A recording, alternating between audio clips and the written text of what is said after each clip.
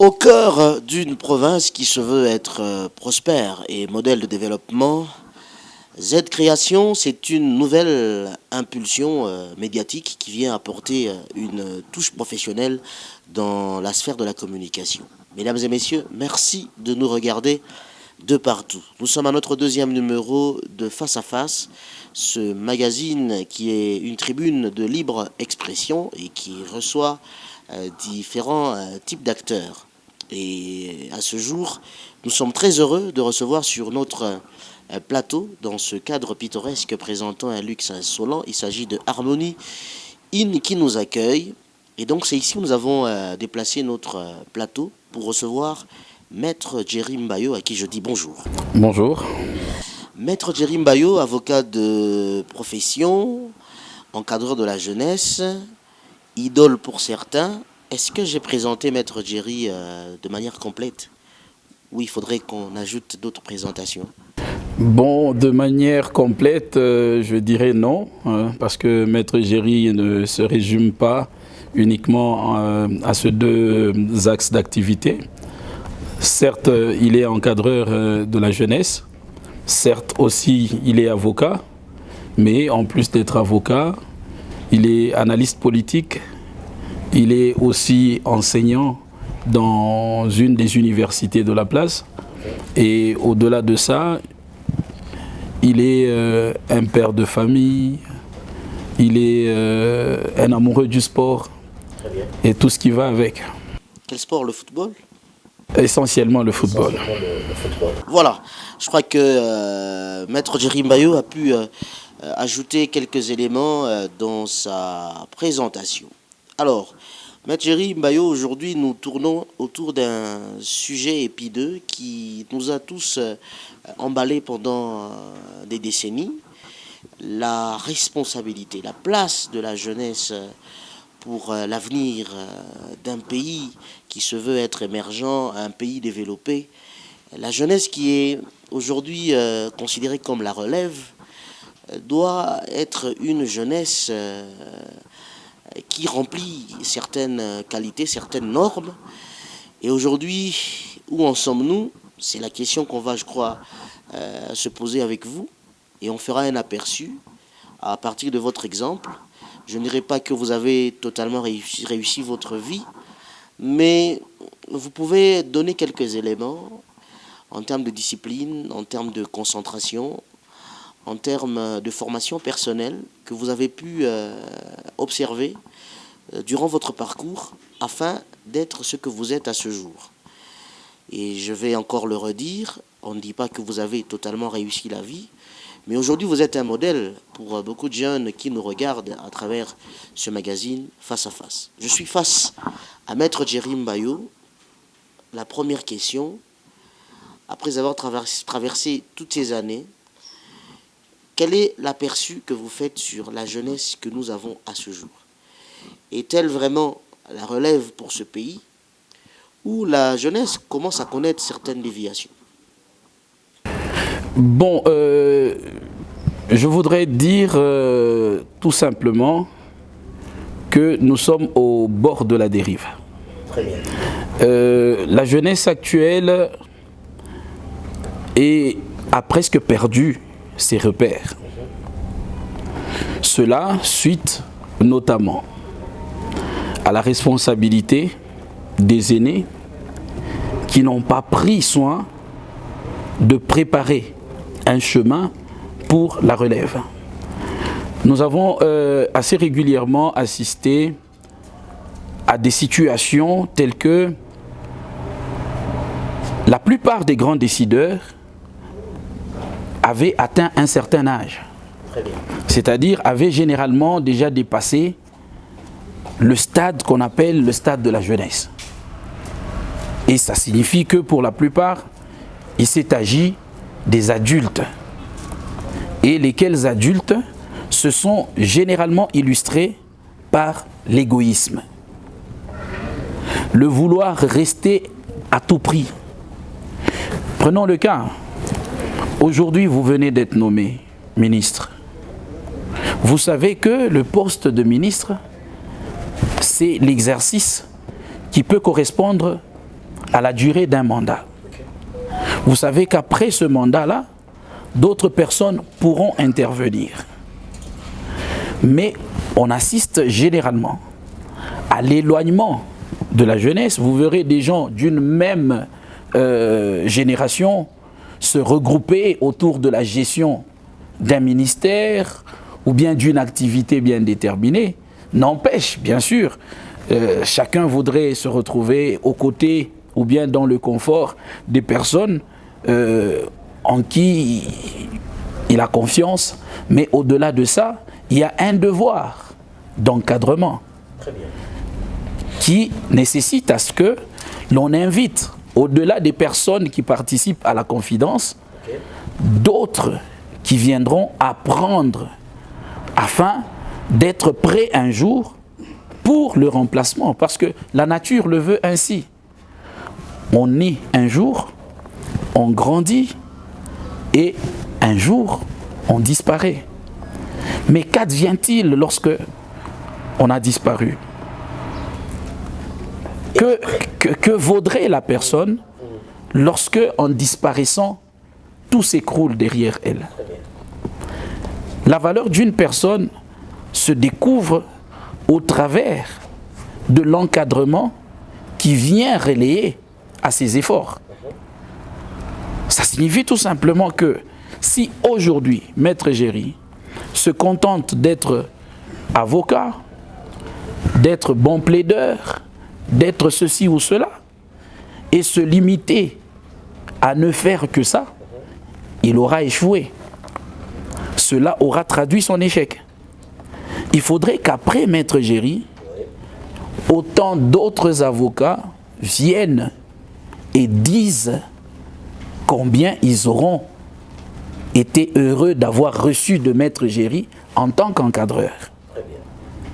Ce sans quoi l'histoire de Maître Géry se sera tue.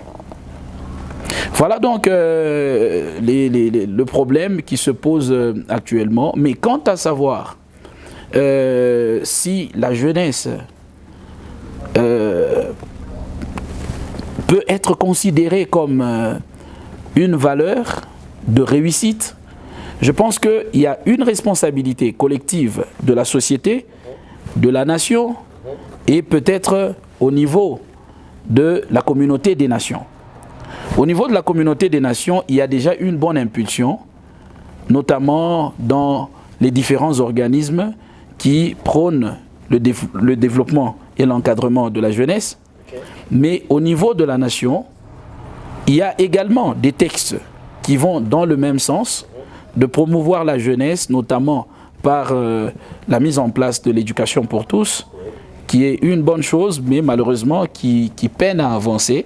Je pense que si la volonté y est, peut-être que les actions suivront.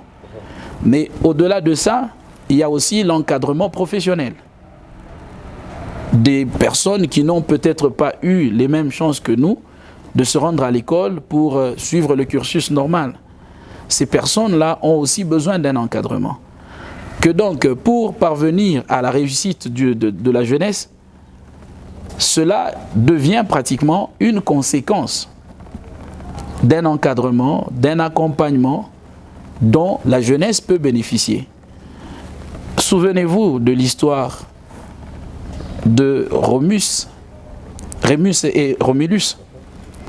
Pour avoir été éduqués ou grandis par une louve, ils ont commencé à vivre à la manière des loups. Très bien. Ça signifie que le jeune, comme le dit l'adage, l'homme naît naturellement bon, mais c'est la société qui le détruit. Un enfant qui naît aujourd'hui, qui est placé dans un cadre harmonieux de vie et qui évolue dans ce même cadre, a plus de chances de réussir qu'un enfant qui naît quelque part dans la rue et qui est abandonné à son triste sort. Celui-là, vous verrez qu'il aura vocation à une vie médiocre, à une vie de misère, à une vie de malheur.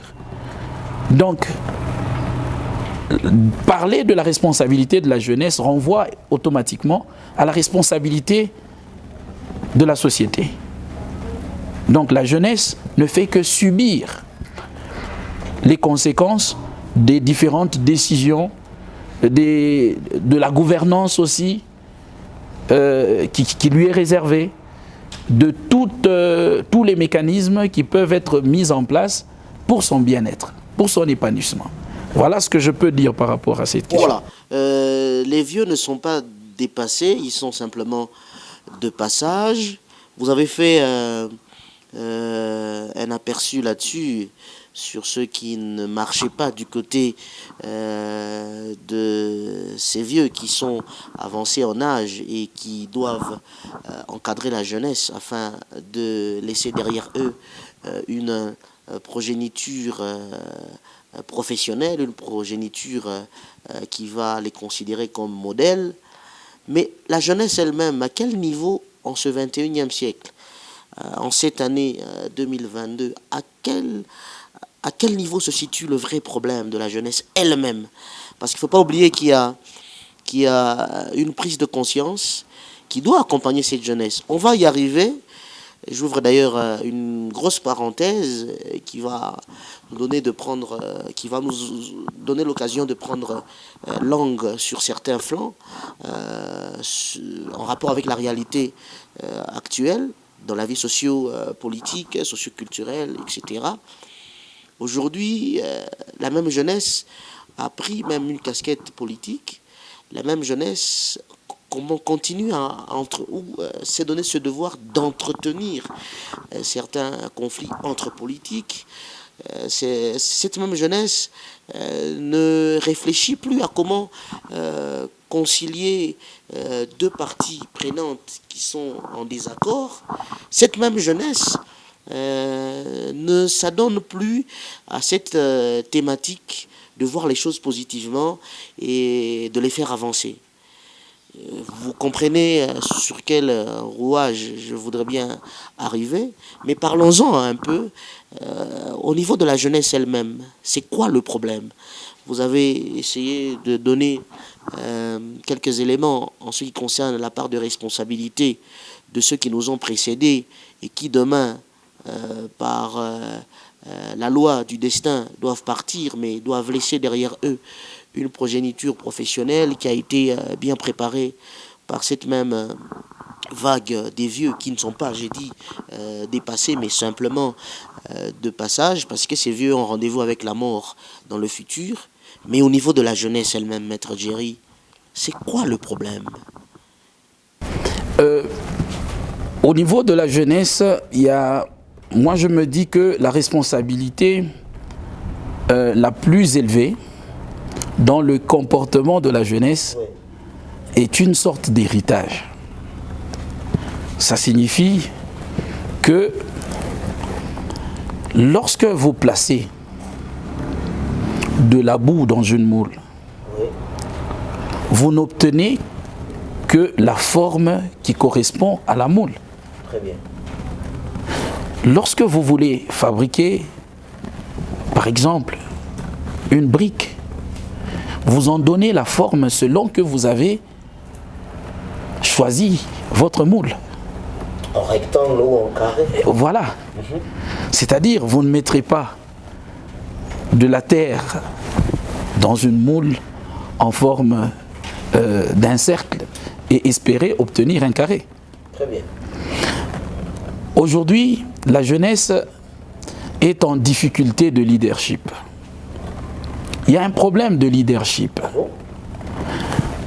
La jeunesse doit être guidée et de la bonne manière. Le leadership dominant actuellement est à tendance politique. Parce qu'aujourd'hui, toute la réalité renvoie à l'épanouissement que par le passage dans le secteur politique. Au point que c'est devenu la coutume pour tout le monde qui finit l'université et pour tous les jeunes qui tenteraient de s'épanouir, de vouloir revenir vers la politique. Parce qu'on estime qu'en politique, on se fait facilement de l'argent. Ok.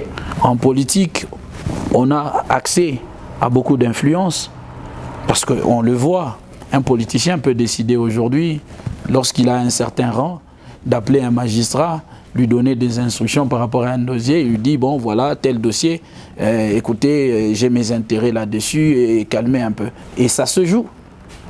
De la même manière, un politicien peut assez facilement, dans un marché public, intervenir à tel ou à tel autre niveau, tirer des ficelles et avoir ses dividendes là-dedans. Et on estime que en politique, il y a plusieurs avantages très faciles. Mais au-delà de ça, la jeunesse a ses obligations. La jeunesse a ses devoirs. Parlons-en, parlons-en. Et parmi ces devoirs, il y a notamment la lutte contre ces antivaleurs. Effectivement. Mais la lutte contre ces antivaleurs passe aussi par l'acceptation ou la formation des leaders d'opinion jeunes pouvant amener la masse de la jeunesse à une nouvelle orientation. Parce que soit dit en passant, l'orientation jusque-là prise, c'est celle de vouloir créer des jeunes qui applaudissent. Que ce soit le positif, que ce soit le négatif. On peut même positiver le négatif. Très bien. Et vice-versa. Ça signifie qu'aujourd'hui, on se dirait que Anthony Latran est un bon journaliste dans son domaine, il fait bien son travail, mais quelqu'un peut se donner pour devoir de faire comprendre à tous les jeunes que Anthony est le médiocre de tous. Et s'il propose à ces jeunes-là de leur donner, par exemple, 100 $ chacun pour qu'ils viennent faire un tapage et déclarer tout haut que Anthony est un piètre journaliste, ils le feront. Simplement pour avoir un minimum. Est-ce qu'on ne rejoint pas la prise de conscience? La prise de conscience interviendra à un certain niveau parce que la prise de conscience est le fruit d'un enseignement. Ok. Parce qu'il existe 4 catégories d'individus. Il y a ceux qui savent qu'ils savent. Ok. Ceux-là, il faut les suivre. Ah, ceux qui savent qu'ils savent, Ceux qui savent qu'ils savent. il faut les suivre. Et je sais que je sais. Ok. Ces gens-là, il faut les suivre. Il y a ceux qui savent qu'ils ne savent pas. Ils ont conscience qu'ils ne savent pas. Très bien. Ceux-là, il faut les instruire. Ok. Mais il y a aussi ceux qui ne savent pas qu'ils ne savent pas. Oh là là. Ceux-là, ils sont très dangereux. Il n'y a pas de recommandations pour eux? Ils sont très dangereux parce que avant d'être enseigné, Oui. il faudrait avoir pris connaissance, avoir eu conscience du manque de connaissances dont on fait preuve. Alors, lorsque vous ne savez pas que vous ne savez pas, vous avez alors l'impression que vous savez. Très dangereux. Et en ayant cette impression, vous pouvez aujourd'hui, avec détermination, prendre l'initiative de guider un groupe de gens qui pourraient peut-être se retrouver aussi dans le même contexte psychologique que vous, et vous allez créer une histoire qui n'aura pas de nom. Très bien. Voilà ce qui rejoint le besoin d'un leadership fort au niveau de la jeunesse. Et au-delà de ce côté de leadership, il y a aussi la responsabilité des différentes communautés de vie. C'est-à-dire, il y a les églises, il y a les différents clubs culturels, il y a autant d'activités. Vous voyez, par exemple, il y a les scouts, il y a les kiros, il y a autant de groupes qui existent dans différents types de communautés qui servent à donner un encadrement qui permette à la jeunesse d'être recadrée vers quelque chose de meilleur. Et tout cela sont des mécanismes qu'il faut mettre en place, ou soit qu'il faut appuyer s'ils existent, pour permettre à ce que on obtienne finalement une jeunesse qui soit consciente. C'est au travers de plusieurs formations, au travers de plusieurs encadrements, qu'on obtient finalement une jeunesse consciente. Pourquoi? Parce qu'aujourd'hui, un jeune peut avoir été formé pour être maçon. Et dans la maçonnerie, il est le meilleur dans son domaine. Mais de n'avoir pas eu l'occasion d'être formé sur la spiritualité, il pourra peut-être aujourd'hui ou demain renier l'existence de Dieu. Pourquoi? Parce que n'ayant jamais été approché, n'ayant jamais été à l'école de la spiritualité, il ne s'est contenté que de ce qui lui a été offert. Mais au-delà de ça, il faut combattre aussi une forme de paresse qui caractérise la jeunesse. La jeunesse a tendance à vouloir tout demander. La jeunesse a besoin qu'on lui offre tout sur un plateau en or. Alors qu'elle oublie aussi qu'il y a des efforts à fournir pour parvenir à un certain seuil. Et ces efforts-là demandent énormément de sacrifices. Ça signifie qu'aujourd'hui, lorsque vous verrez Anthony Latran, lorsque vous verrez Maître Jérim Bayo être ce qu'ils sont aujourd'hui, ce n'est pas le fruit d'un hasard, ce n'est pas le fruit d'un miracle, c'est tout un parcours.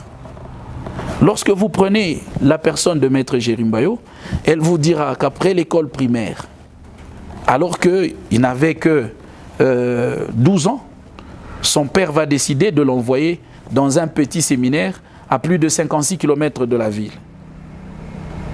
Dans un village où personne de sa famille n'avait jamais été auparavant. Et où il restera pour étudier en tant qu'interne et n'avoir droit aux vacances qu'une seule fois l'an. Donc il pouvait partir au mois de septembre pour ne revenir à la maison qu'au mois de juillet. Et c'était une épreuve épouvantable. Parce que prenez un garçon de 12 ans, sortez-le de son contexte familial, il est anéanti. Et mettez-le dans un environnement compétitif où il ne sait ni préparer, ni faire la lessive, ni subvenir ne fût-ce qu'au minimum nécessaire à la survie. Il doit s'y adapter. Je vous dis, c'est un cauchemar. Mais pour s'y adapter, il faut faire des efforts. Il faut faire des sacrifices. Il faut accepter, il faut avoir de la volonté de faire. Et au bout d'autant d'années, il en est sorti un diplômé d'État.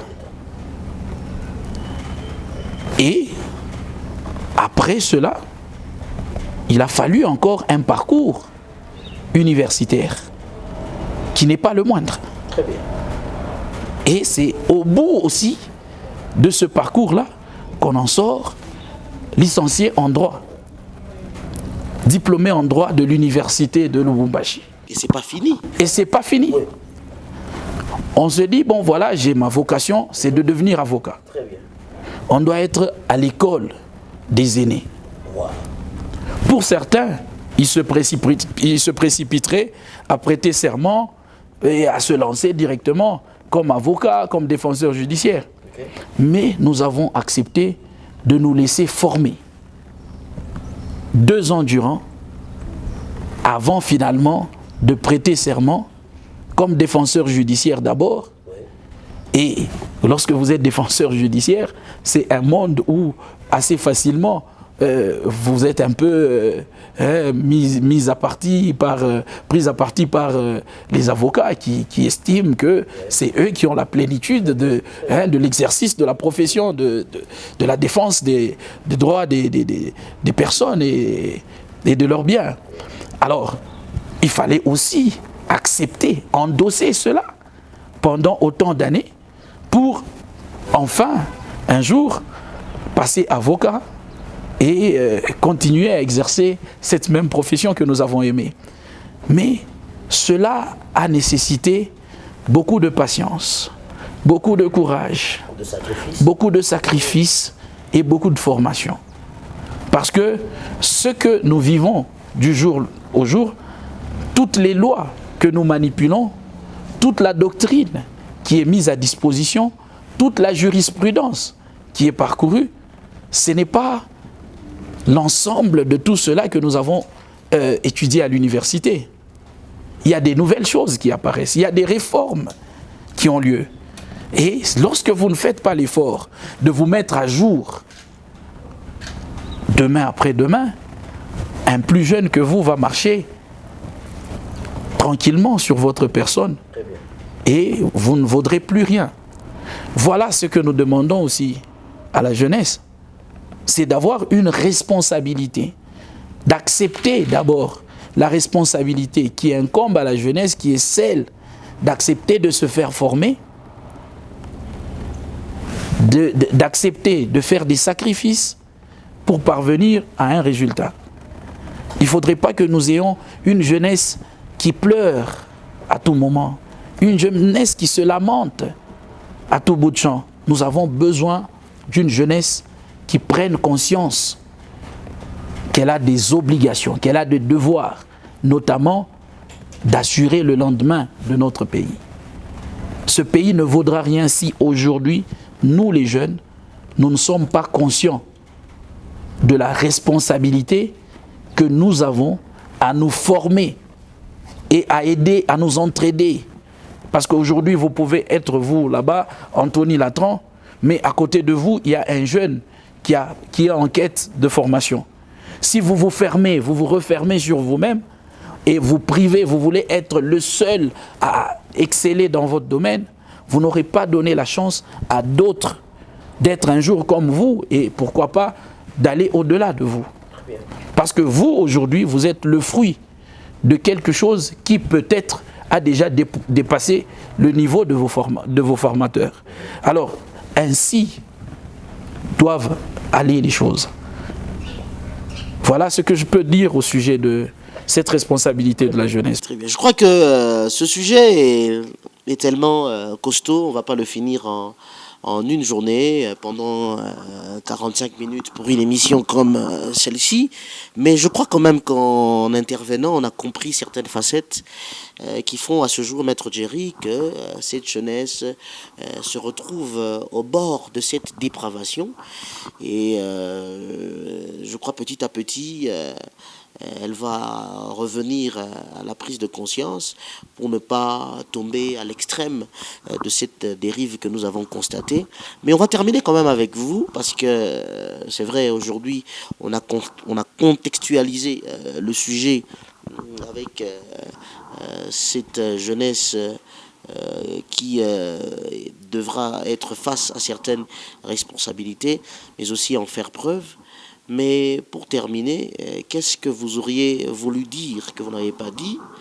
Et peut-être un souhait pour les 5 ans à venir, pour ce beau et grand pays qui est un scandale géologique.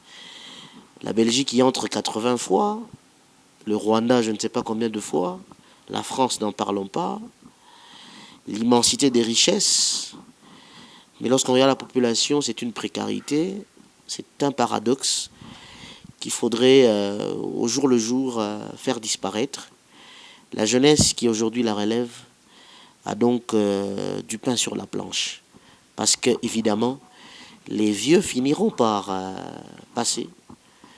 Parce qu'ils sont de passage, mais ils ne sont pas dépassés. Mais c'est cette jeunesse qui va les remplacer. Votre souhait pour les 5 ans à venir. Et ce que vous n'avez pas pu dire, que vous puissiez le dire en plus bref, et c'est par ici que nous allons clore ce magazine face à face de ce jour. Qu'est-ce que j'aurais voulu dire que je n'ai pas pu dire? Tel que vous l'avez dit, il sera difficile d'épuiser l'ensemble des domaines dans lesquels il me tarde d'intervenir. Néanmoins, je voudrais interpeller un tant soit peu les jeunes qui ont l'occasion de se retrouver aux côtés des décideurs de la province. Okay. Aujourd'hui, nous avons la chance d'avoir la possibilité de voir des jeunes accéder à certains postes de responsabilité au sein du gouvernement provincial. Là, c'est un message que j'adresse dans l'espace de la province du Lualaba. Tous ces jeunes-là, lorsque vous avez conscience que dans le domaine de vos attributions, il y a des antivaleurs, vous constatez qu'il y a des choses qui ne vont pas, ayez le courage de les dénoncer. Dénoncez-les auprès, soit de votre supérieur, soit auprès de vos collaborateurs, ceci dans le but d'améliorer le bien-être de toute la population. Parce que, soit dit en passant, je voulais d'ailleurs d'entrée de jeu en faire un biscuit.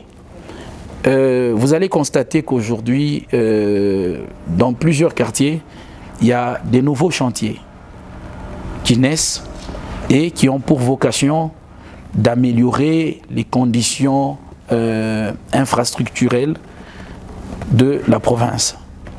Mais il s'avère malheureusement qu'il y a comme une souffrance dans le contrôle de tous ces chantiers-là.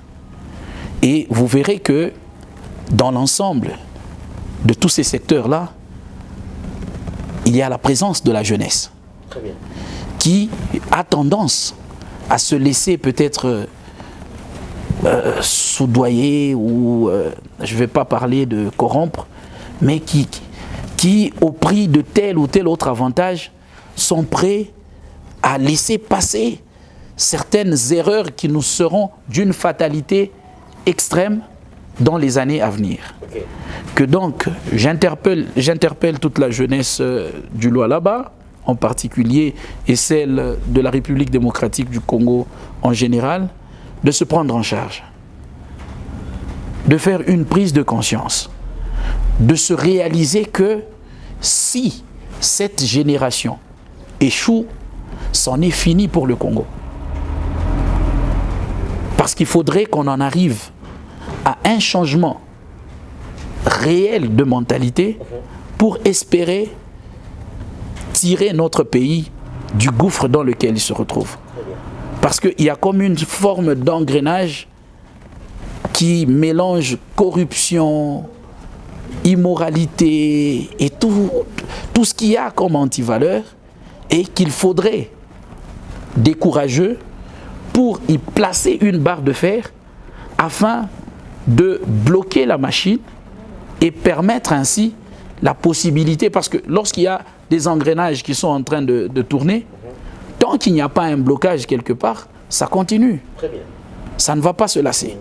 Mais lorsqu'on y introduit une barre métallique assez solide, la machine s'arrête, on a le temps d'appeler des techniciens pour voir à quel niveau il fallait graisser, à quel niveau il fallait retirer telle pièce pour remplacer par telle autre.